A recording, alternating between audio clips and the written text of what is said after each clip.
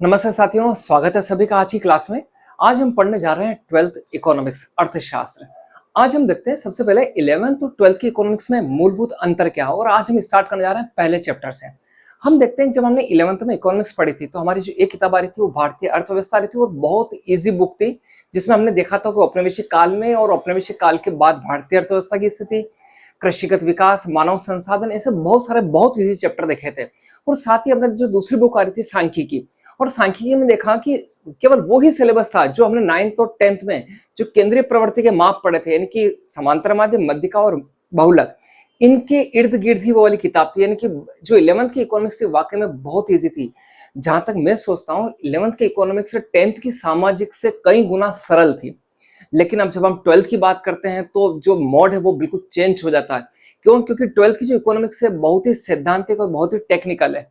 और ये मानकर चलिए कि अर्थशास्त्र है वो जो एसएस के सारे जो सब्जेक्ट आ रहे हैं, हम देखते हैं कि अपना आर्ट्स के जितने भी सब्जेक्ट आ रहे हैं उन सब्जेक्ट में सबसे कठिन और सबसे जो टेक्निकल सब्जेक्ट है वो इकोनॉमिक्स है। यदि अगर हम थोड़ी सी मेहनत करते हैं तो हम पूरे में से पूरे नंबर भी लेके आ सकते हैं और अधिकांश बच्चों के नंबर 95 से क्रॉस भी आ सकते हैं। तो ये विशेष करके ध्यान रखें कि इकोनॉमिक्स को बहुत अच्छे से अगर आप फर्स्ट से ही पढ़ेंगे तो ये मानकर चलिए आपके जो सारे बेसिक कॉन्सेप्ट वो क्लियर हो जाएंगे और आपको बहुत अच्छे से इकोनॉमिक्स समझ में आने वाली है। अब जब हमारी क्लास चल रही है और अगर कोई ऑब्जर्वेशन के लिए आ जाता है तो हमसे सबसे पहली जो बात पूछी जा सकती है और जो हमें प्रत्येक बच्चे को, इकोनॉमिक्स वाले बच्चे को आनी चाहिए, कि अर्थशास्त्र जनक कौन है। तो हम देखते हैं अर्थशास्त्र के जो जनक आ जाएंगे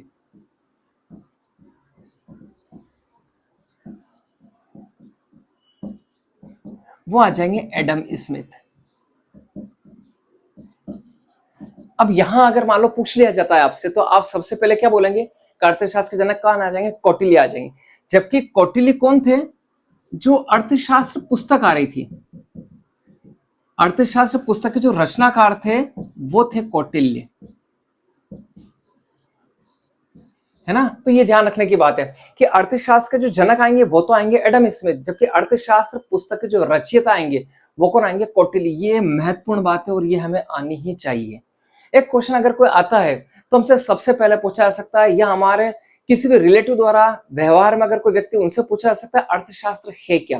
तो देखो अर्थशास्त्र में नाम से पता चल रहा है, अर्थ और शास्त्र। अर्थ का मतलब होता है यहाँ धन, शास्त्र का मतलब हो गया विज्ञान शास्त्र, है ना। तो वह विज्ञान या वह शास्त्र जिसमें धन का अध्ययन किया जाता है ना, उसे हम क्या बोल सकते हैं? अर्थशास्त्र कह सकते हैं। तो हमें अर्थशास्त्र की डेफिनेशन, अर्थशास्त्र पुस्तक के रचयिता कौटिल्य, लेकिन अर्थशास्त्र के जनक आएंगे वो कौन आ जाएंगे? एडम स्मिथ आ जाएंगे। ये दो मूलभूत बात सभी को याद होनी चाहिए, विशेष करके ध्यान रखना। नेक्स्ट चलते हैं हम।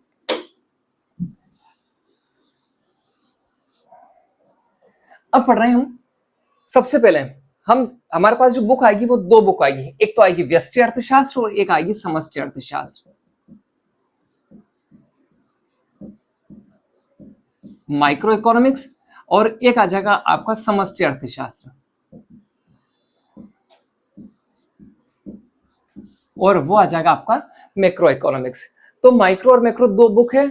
सबसे पहले हम जो पढ़ने जा रहे हैं वो व्यष्टि अर्थशास्त्र पढ़ने जा रहे हैं, जो सैद्धांतिक है ना, जो सिद्धांतों के आधार पर जो बुक आधारित है वो क्या आ जाएगी? हमारी व्यष्टि अर्थशास्त्र आ जाएगी। तो सबसे पहले हम पढ़ने जा रहे हैं व्यष्टि अर्थशास्त्र। अब आज की जो क्लास में हम जो चर्चा करने जा रहे हैं, चयन की समस्या क्या क्या हो सकती है, चयन के बारे में बहुत अच्छे से हम पढ़ेंगे। संसाधन और संसाधनों का विनिधान से हमारा क्या तात्पर्य रहेगा, किसी भी अर्थव्यवस्था के सामने कौन कौन सी केंद्रीय समस्याएं आ सकती है, और जो विभिन्न अर्थव्यवस्थाएं वो कितने प्रकार की हो सकती है ना। तो इन सब का जो अध्ययन आज हम हमारी आज क्लास में करने जा रहे हैं। सबसे पहले जा रहे हैं चयन की समस्या। नाम से पता चल रहा है चयन की समस्या, है ना, बहुत इजी चीज है। और ये देखिए चयन की समस्या केवल अर्थशास्त्र से संबंधित नहीं है, ये हमारे पूरे जीवन से संबंधित है। सबसे पहले हम अर्थशास्त्र पर चर्चा करते हैं और फिर हम देखते हैं व्यवहारिक जीवन में ये समस्या हमें कहाँ कहाँ देखने को मिलती है। देखो सबसे पहले देखते हैं चयन की समस्या के अंदर तीन महत्वपूर्ण बातें आ रही है। फर्स्ट आ जाएगा आवश्यकताओं का बहुत अधिक होना, है ना, यानी कि अनंत आवश्यकताएं। जो आवश्यकताएं होती है वो क्या होती है? किसी भी उपभोक्ता के लिए, व्यक्ति के लिए अनंत होती है कि बहुत सारी होती। फिर उन आवश्यकताओं को पूर्ति करने के लिए उसके पास जो साधन है वो क्या है? सीमित है। यानी कि सीमित आवश्यकताओं, सीमित साधनों के साथ में विभिन्न आवश्यकताओं को पूरा करना चाहता है। और फिर नेक्स्ट आ रहा है आवश्यकताओं की तीव्रता में अंतर।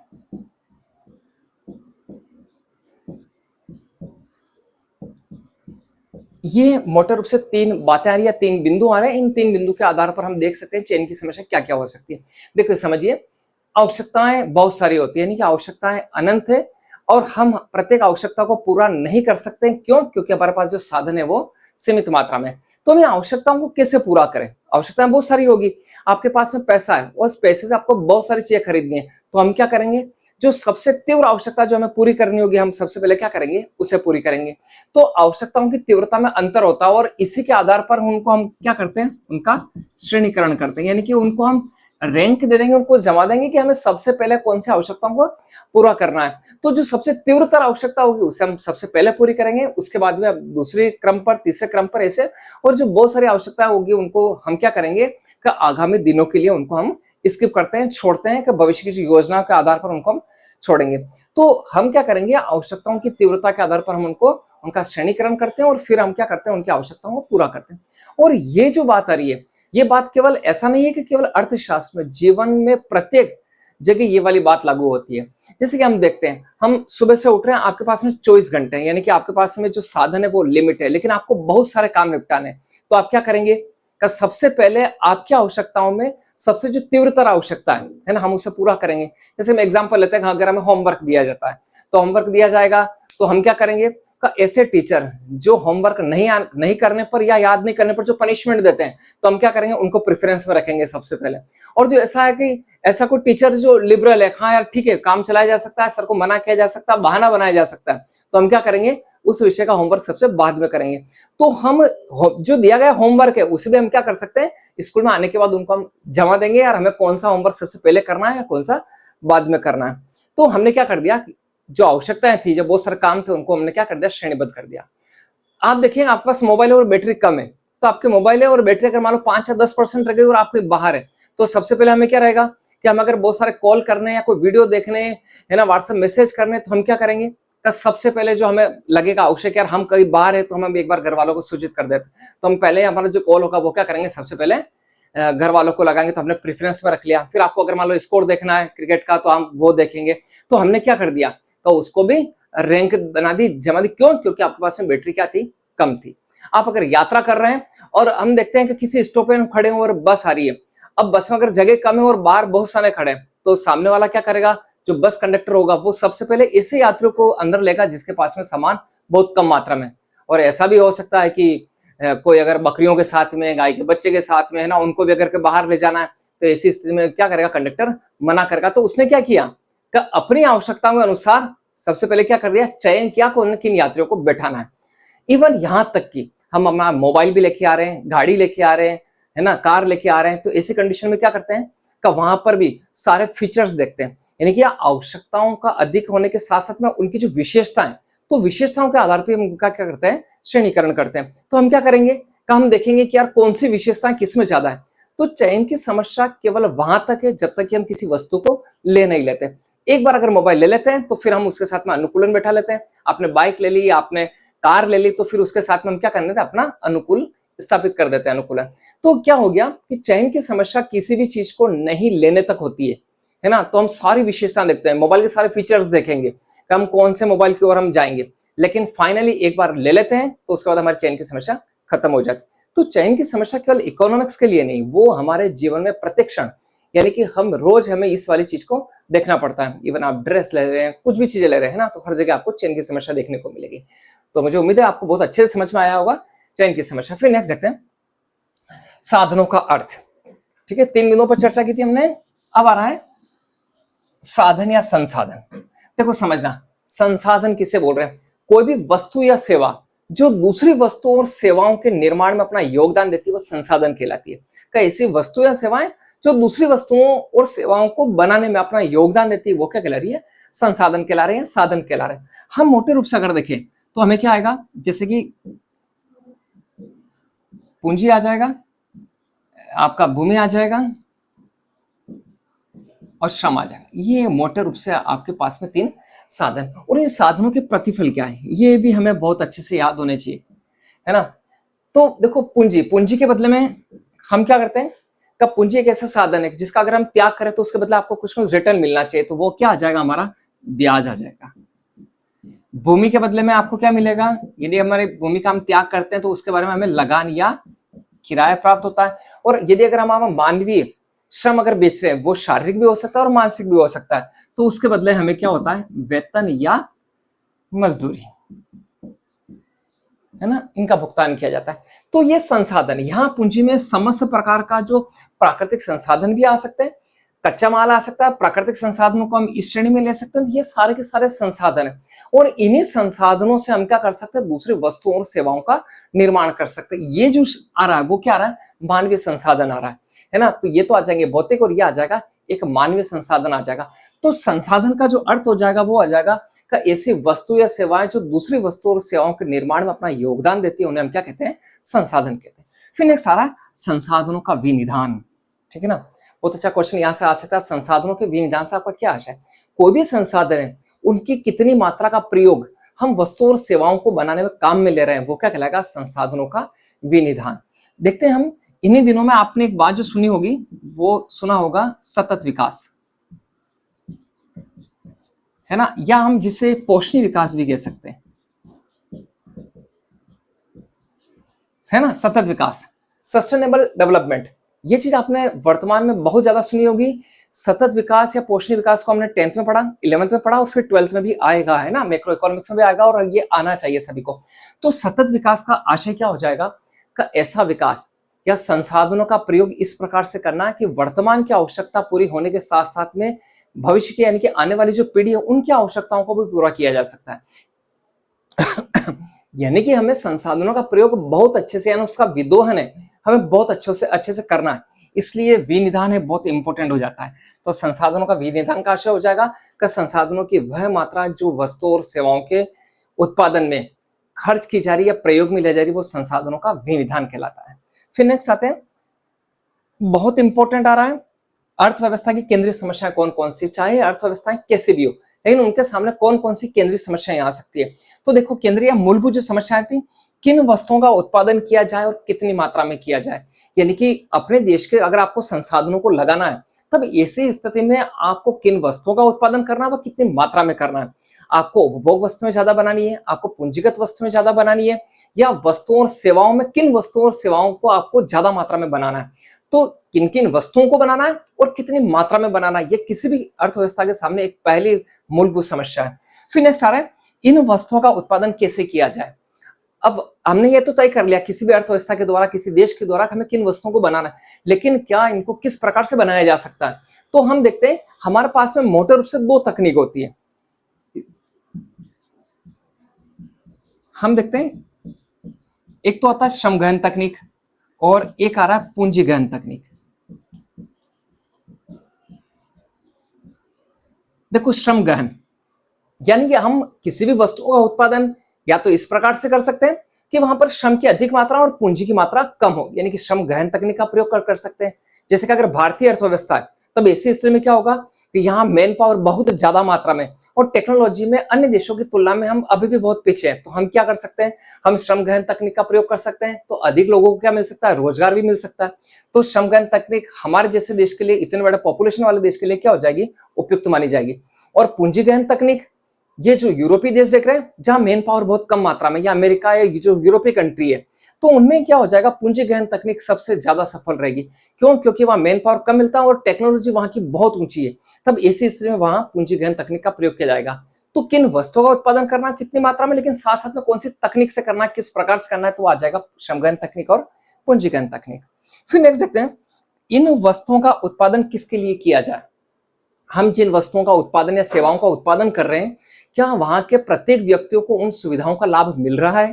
तो हमें यह देखना होगा, क्या हम ऐसी सेवाओं का निर्माण कर रहे हैं का जो प्रत्येक व्यक्ति तक मिलनी चाहिए। जैसे कि भारतीय अर्थव्यवस्था के संदर्भ में हम देखें तो हमारे यहाँ वस्तुओं को एक बिल्कुल नीचे वाले स्तर पर भी पहुंचाने के लिए हम क्या कर सकते हैं, सार्वजनिक वितरण प्रणाली का प्रयोग कर सकते हैं, ताकि प्रत्येक व्यक्ति तक या विभिन्न योजनाओं के माध्यम से जो मूलभूत चीजें हैं, जो आधारभूत चीजें हैं ना, वो हम क्या कर सकते हैं, कि जो जनता है, जो निचले स्तर की जनता, वहां तक उनकी पहुंच सुनिश्चित हो सके। तो हम ये प्रयास कर सकते हैं। साथ ही हम ये देख सकते हैं जो सेवाएं आ रही है ना, और विशेष करके अगर हम देखें तो जो स्वास्थ्य और जो शिक्षा आ रही है, ये प्रत्येक व्यक्ति तक पहुंचनी चाहिए, क्योंकि ये एक बहुत आधारभूत स्तंभ है किसी भी देश के लिए। तो या क्या वहां तक ये निःशुल्क प्राप्त दी जा सकती है, या उनको एक बहुत ही कम स्तर पर या बहुत कम पूंजी खर्च करके उनको आम जनता तक पहुंचाया जा सकता है। तो ये सारे मापदंड निर्धारित होने चाहिए। तो इन वस्तुओं और सेवाओं का वितरण किस प्रकार से पूरी जनसंख्या में या अधिकांश जनसंख्या में किस प्रकार से हो सकता है, तो ये एक किसी भी अर्थव्यवस्था के लिए एक महत्वपूर्ण प्रश्न हो जाएगा। तो हमारे जो 3 प्रश्न हो गए, 3 समस्या हो गई कि किन वस्तुओं का उत्पादन किया जाए और कितनी मात्रा में किया जाए, इन वस्तुओं का उत्पादन अगर करते हैं तो कैसे किया जाएगा, और इनका वितरण किस प्रकार से किया जाए, ये किनको प्राप्त होनी चाहिए। फिर नेक्स्ट देखते हैं कि जैसा कि हम बात बोल रहे हैं कि अर्थव्यवस्था है ना, तो अर्थव्यवस्थाओं को हम मोटे रूप से साधनों के स्वामित्व के आधार पर, है ना, हम साधनों के स्वामित्व के आधार पर अर्थव्यवस्थाओं को 3 भागों में बांट रहे हैं, है ना। तो ये आ जाएगा केंद्रीकृत योजना अर्थव्यवस्था, जिसे हम समाजवादी अर्थव्यवस्था भी कह सकते हैं, है ना, जैसे कि हम चाइना में देखने को मिलती है। तो केंद्रीकृत योजनाबद्ध, अब इस योजना की इस अर्थव्यवस्था की जो विशेषता हो जाएगी जहां उत्पादन के साधनों पर सरकार का स्वामित्व और नियंत्रण होता है। तो ऐसे यानी कि सारे के सारे जो निर्णय होते हैं वो सरकार के द्वारा लिए जाते हैं, तो वो कहला रही केंद्रीकृत, है ना, यानी कि सेंट्रल से जो है ना स्टार्ट होगी यार वहीं से चलेगी, उसकी मॉनिटरिंग वहां से होगी, तो वो कहला रही केंद्रीकृत योजना अर्थव्यवस्था, जिसे हम समाजवादी अर्थव्यवस्था भी कहते हैं।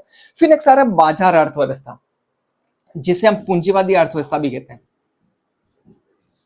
है ना। अमेरिका और जो यूरोपीय कंट्री आ रही है, अधिकांश देशों में हमें क्या देखने को मिलती है, बाजार अर्थव्यवस्था देखने को मिलती है, जहां क्या होगा, उत्पादन के साधनों पर जो नियंत्रण होगा वो निजी व्यक्तियों का होता है, और मांग और पूर्ति के माध्यम से, है ना, किस प्रकार से कीमतों का नियंत्रण होगा या किस प्रकार कीमतें निर्धारित होगी, वो बाजार अर्थव्यवस्था निर्धारित करती है।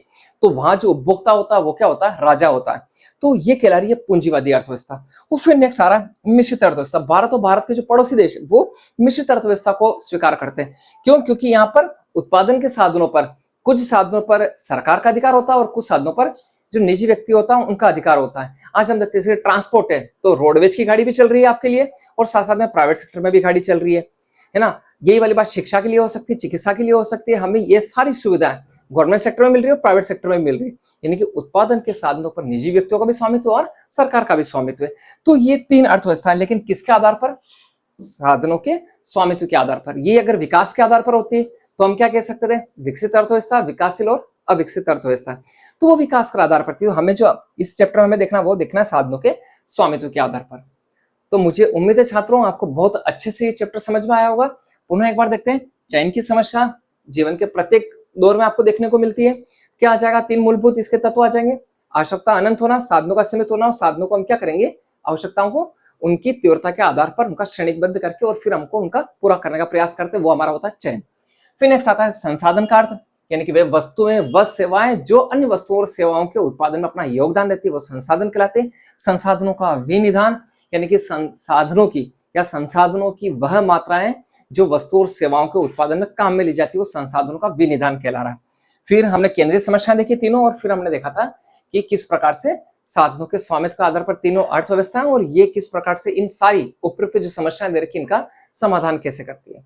तो मुझे उम्मीद है आपको ये चैप्टर बहुत अच्छे से समझ में आया होगा। छात्रों, ठीक इससे पहले जो बातें बताई वो भी आपको ध्यान रखनी है। अर्थशास्त्र के जन अकेडमी इसमें आ जाएंगे। अर्थशास्त्र पुस्तक के रचना कौन आ जाएंगे, कौटिल्य आ जाएंगे। और अर्थशास्त्र का आशय बिल्कुल शॉर्ट में अगर देना है, डेफिनेशन विभिन्न अर्थशास्त्रों ने बहुत सारी दे रखी, लेकिन आपको केवल इतना सा ध्यान रखना है कि अर्थशास्त्र वह विज्ञान है जो धन का अध्ययन करता है। तो ये सारी की सारी बातें हमने आज के इस टॉपिक में पढ़ी। मुझे पूरी उम्मीद है आपको बहुत अच्छे से ये जो आज का जो टॉपिक है वो समझ में आया होगा। इसका ठीक आधा जो भाग है हम अगले वीडियो में आपके सामने लेके आएंगे। तब तक के लिए धन्यवाद।